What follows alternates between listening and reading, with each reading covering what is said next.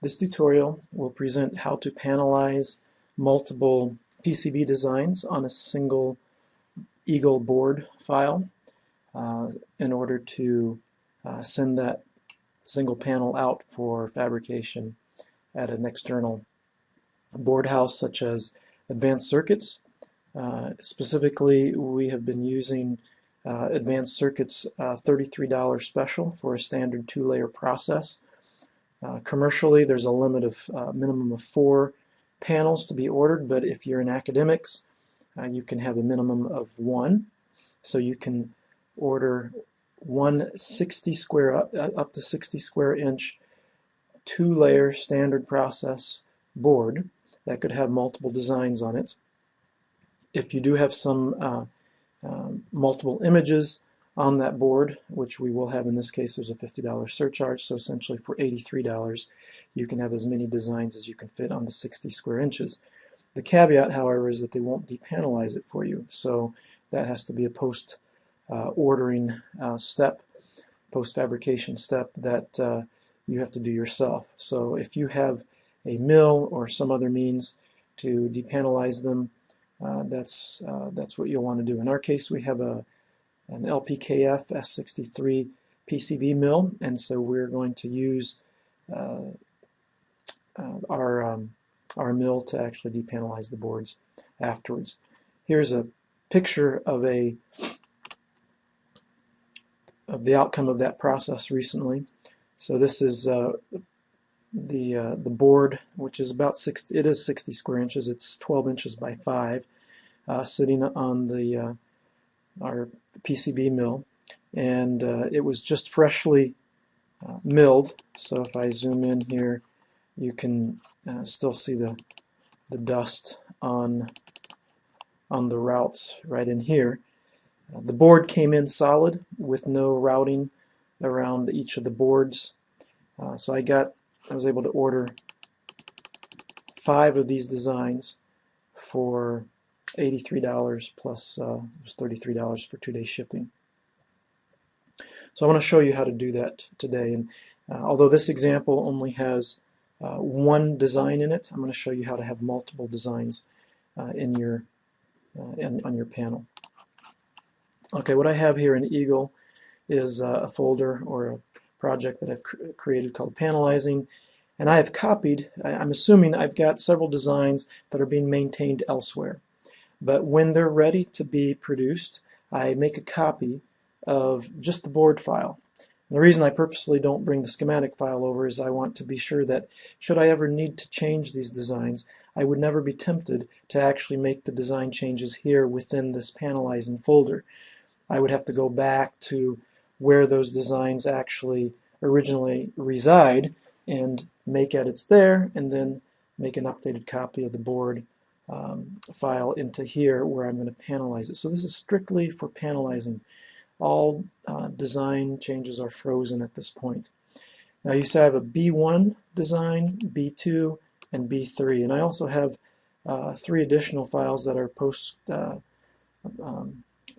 post-fixed with _P for panel, and I will show you what that is. We're going to create those, although I've already done it. We're going to create that from our B1, B2, B3.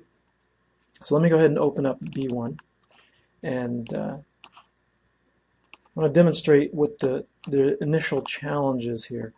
If you want to copy this design, let me turn on all the layers here just to be sure. I'm going to go copy everything and bring this over next door.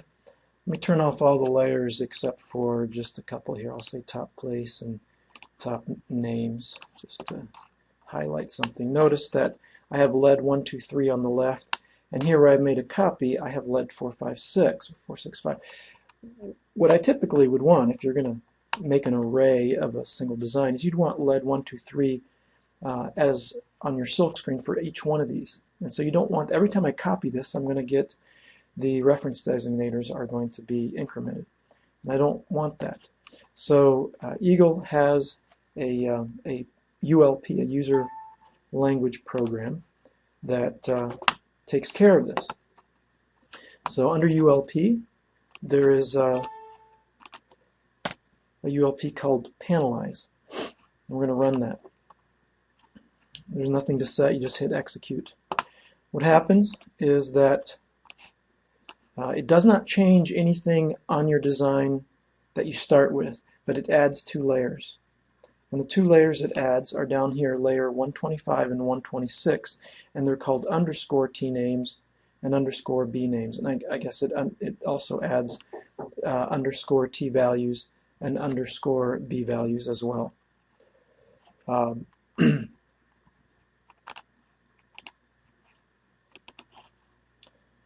Now let me turn off all the layers except for the, turn all of them off except for top names, bottom names, and the underscore top name, bottom names. And what we see is that a copy has been made of the top names, top values, bottom values. So now what we can do is, if I want to copy this design, let me turn everything on here, I can go ahead and grab all of it, and I'll copy. If I stick it over here next to it, zoom in, I can turn on just my, let's see, I'll just go do it this way. If I turn on, I have some predefined menu buttons here that set up some views. So if I go, let's say top component, notice that the top component T value, I still get the lead 456 on the right. However, if I replace the top names with where is it, top underscore names, then I see that I have lead 123 on the right as well as on the left, and that's how we can get around this issue of having the reference designators be automatically incremented when we duplicate the design. The key then is when you generate the Gerber files, you want to export to Gerber not T names, but underscore T names. That way you can be sure that you'll have lead 123 on all of your designs rather than the incrementing reference designator for your LEDs. So that's the process that we need to go through.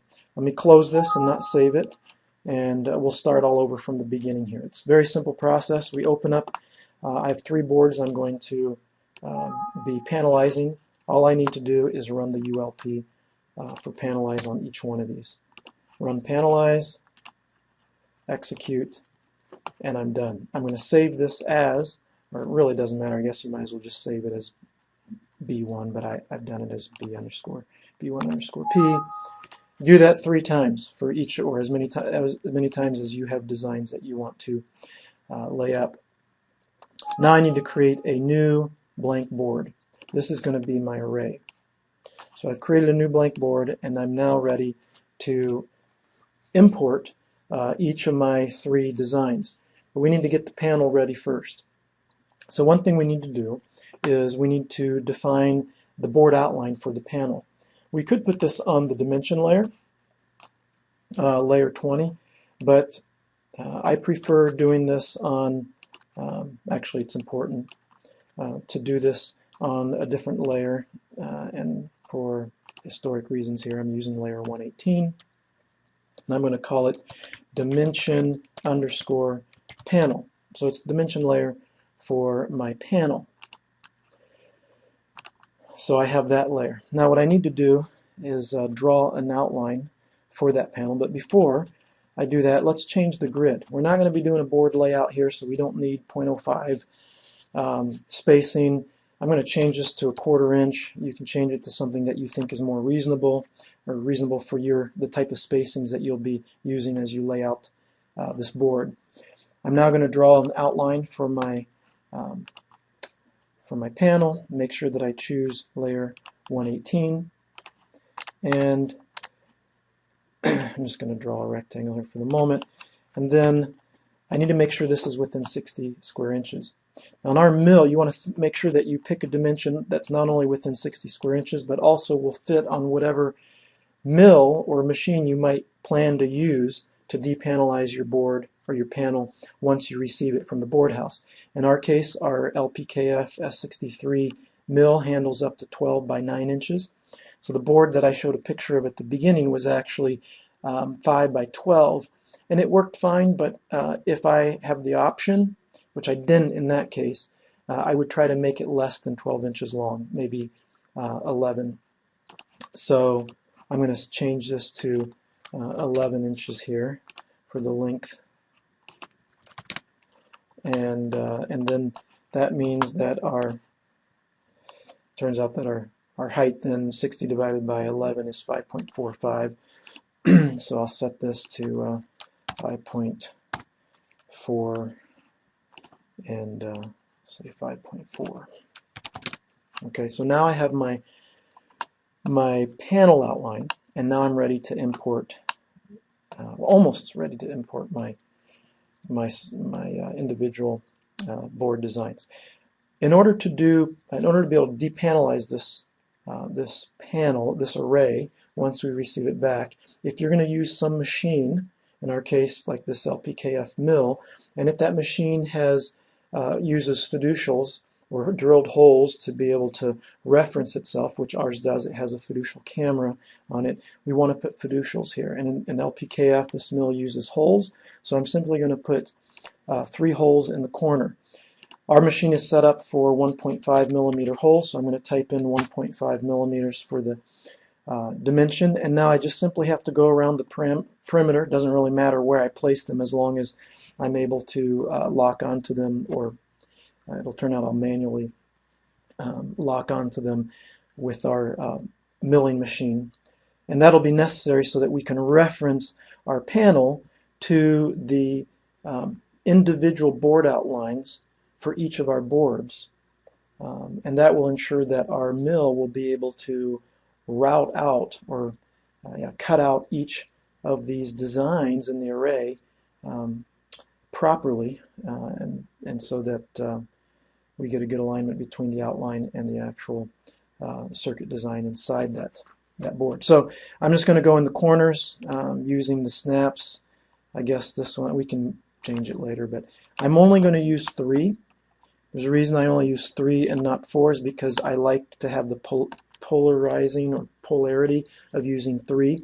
It allows me to know which corner I'm looking at. If I do 4, then later on when I place this panel onto our mill, what if I accidentally have it rotated by 180 degrees and then everything's messed up? So that may not be important to you if you have a very asymmetrical layout, because you've got different boards you're laying up. In the example I showed at the beginning, I had it laid out in such a way that it was not very obvious if I had put the panel on 180 degrees out of orientation, and so I wanted to avoid that. So I used 3 fiducial holes.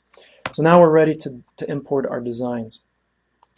Do File, Import, and we'll grab board 1P. Make sure you grab the one for which you have created a copy of your name, top and bottom names. Let's import our second one. And you might get a conflicting class. I don't care about this because I'm not going to do any rules checking at this point. That's another important point here, is you do all the rules checking before you go to this stage. So presumably each board has passed reasonable design rules checks, and at this point we're not going to run any checks. Import our third design.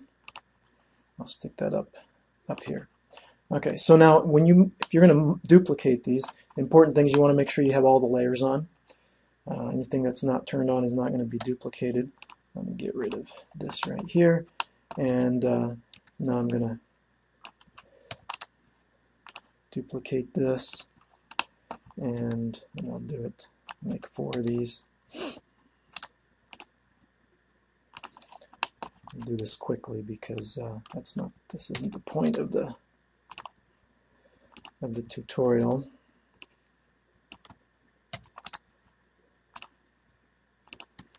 Let's move these these a little bit. And then we'll make one copy of this guy. Okay, so now the main thing we want to check is we want to be sure, let me save this first, and we want to make sure that we actually don't have that reference, our reference designators being incremented. So I'll call this panelize example. And what we can do is we can turn everything off except for like our top names and bottom names. And what we should see here is, now this is hard to see. Let me do this.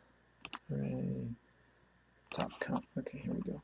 So if I zoom in here, I see my layer 1, 2, or lead 1, 2, 3. Scroll over some, lead 2, 1, 2, 3, lead 1, 2, 3. Let's check this one. D1, D1, D1. So I'm good with that. And then over here, I've got T1 and T1. The other thing you want to make sure you do is before you go to panelize this, you want to make sure that you've laid out a step that we skipped. Let me close this. We would want to go to our a board 1P here and turn off our top names, top value, bottom values. And then zoom in on here and make sure that we move our, we want to do any editing to our silk screen at this point before we panelize it. Otherwise, it would be a waste of effort to edit the silk screen for each instance of a multiplied individual board design. So now we have our overall board, and we're ready to generate the Gerber file. So there's a little different step here. Let me first, let's just highlight the fact that when I look at the board outline, and here what I'm looking at is I have the dimension layer on and I have the dimension panel layer on. So I'm looking at two layers. If I turn off the dimension panel, then the overall outline goes away. That's the one I want to export for use by the board house.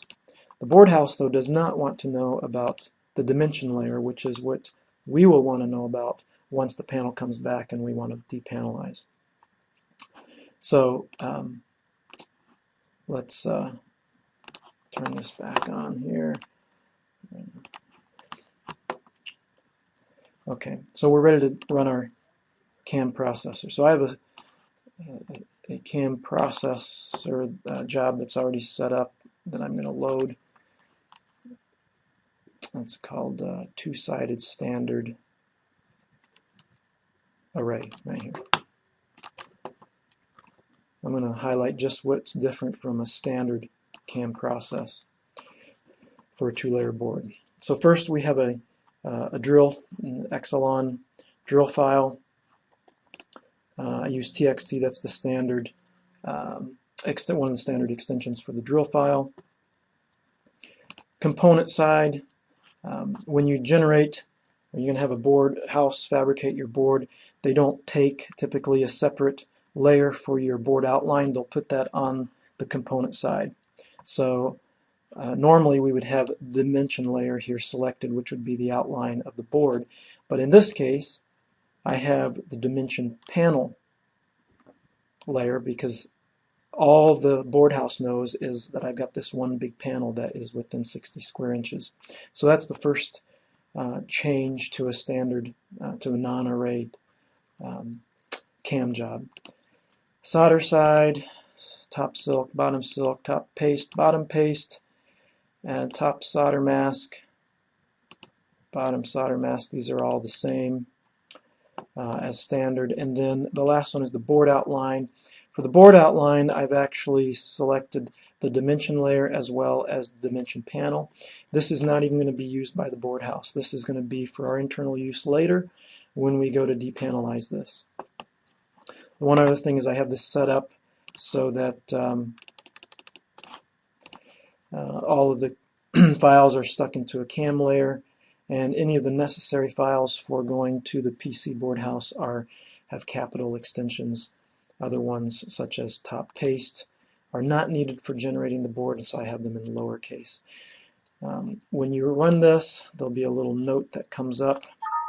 That's just something I've added, so don't forget to create a CAM folder. So let's go do that. Generate that in the folder where you are, where your design is. So we'll go ahead and create a CAM folder. Hit OK. The job runs. Takes a little bit of time because you're running a much larger design, processing a much larger design.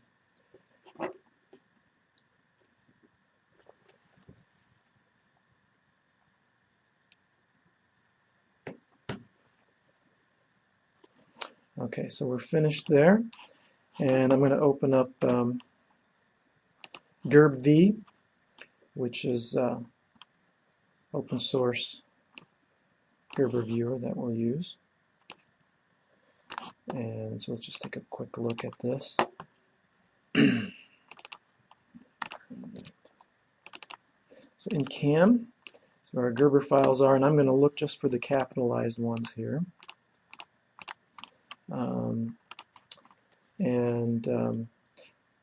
OTL, that's our outline. I'll pull that up in a minute. TXT is our drill file. That's the only drill file that we need. So let me move this up top. Zoom in here a little bit. So let's turn all these off. Here's our drills. We turn on the component layer, and we see that we have our board outline or panel outline. And the top layer, if I turn on the top outline, that's silkscreen, we see that we have lead 1, 2, 3, lead 1, 2, 3. So if we had accidentally exported to Gerber to our GTO layer, or Gerber file, if we had exported T names rather than underscore T names, then we would not have seen lead 1, 2, 3, lead 1, 2, 3. It'd be 4, 5, 6, 7, 8, 9, etc. So this is a good check. Okay, then let me open up the OTL, which is not needed for, not going to be sent to the board house, but we will use it for our post-processing when we depanelize. And here I've purposely put everything on there. I have the panel outline as well as the individual PCB outlines, and I'll have a plan on making a separate little tutorial that'll show how to handle this in Circuit Pro, which is the program that is used by LPKF. So now when we go to generate, let me save, let's go save this, save the project, go to CAM, and analyze. Okay. The last thing we need to do is when we actually go to order this board, what we do is go to CAM folder, and we want to grab comp. So if you're doing a standard two-layer standard process board, you grab these highlighted ones. So this is top copper, bottom copper, your drill file, top solder paste, top outline or silk screen, bottom solder paste, or I'm sorry, not paste, mask. Mask. So this is top solder mask, and then bottom silk screen. Right click, I will zip these up. So maybe give it some project name, P123, whatever, because this is what you're going to upload to the board house. I'll quickly show how you can upload this to Advanced Circuits. Actually, Advanced Circuits I think has some issues with running on Chrome, so to be safe we'll use Firefox for PCB.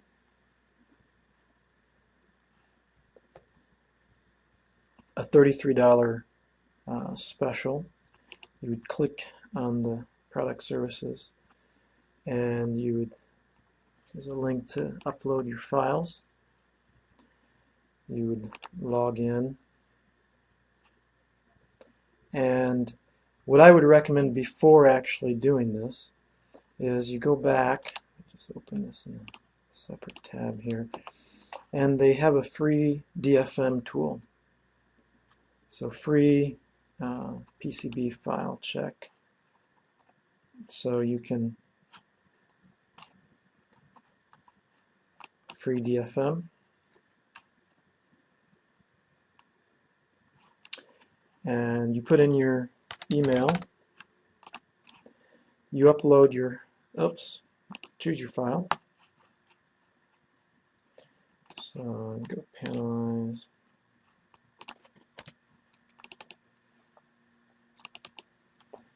And grab your zip file.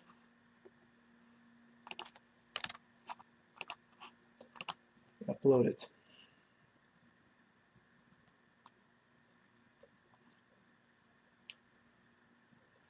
It will try to make the right choices on what file contains what information. You get to choose this or confirm this. So component layers, top copper. Bottom outline is bottom silkscreen. Bottom solder is the bottom solder mask. Top TO is top outline or silkscreen. GTS is top solder mask. And SOL is the bottom copper. TXT is the NC drill. And this is correct at this point. Now you can put in, you need to fill in some other information, put in some part number, and you want to put in the dimensions on here. And what you don't want to do is, in this case, you don't say it's an array, because it's going to treat this as a single unit. So there's no array. It's just one big 60 millimeter, less than 60 square inch board. We're not actually ordering the board at this point. They're going to run a DFM, design for manufacturability, analysis, and they'll come back and tell us about any errors. We won't actually use it. They'll also quote for you. So we put in here which number, what we want for our quote numbers, but we're not going to order this. This is for a standard process, not for their special. It allows them, you can then specify special options. You can also ask for expedited turn. The $33 special is a 5-day turn. So we're not going to order this. We just want to take advantage of the free design for manufacturability, because it'll help us find some issues. Okay, so let me submit this.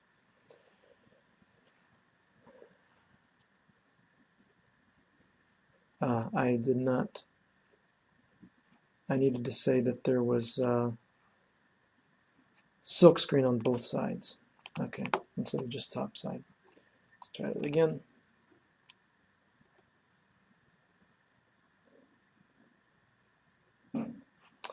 All right, and I'll receive an email then in a little bit, and it'll have links to be able to look at what they have found. Assuming that all goes well, and that what they'll typically come up with is they'll find problems that they can fix automatically. Those you don't need to worry about. Things that they cannot fix, you then need to go back and fix those, and you have to go through possibly the whole process that I've just shown, and then you would resubmit it for another check. Assuming that that goes well, we're going to just click on the $33 special. At this point, we'll select our zip file. We'll upload it, and maybe I didn't select a file. Let's see here. Upload.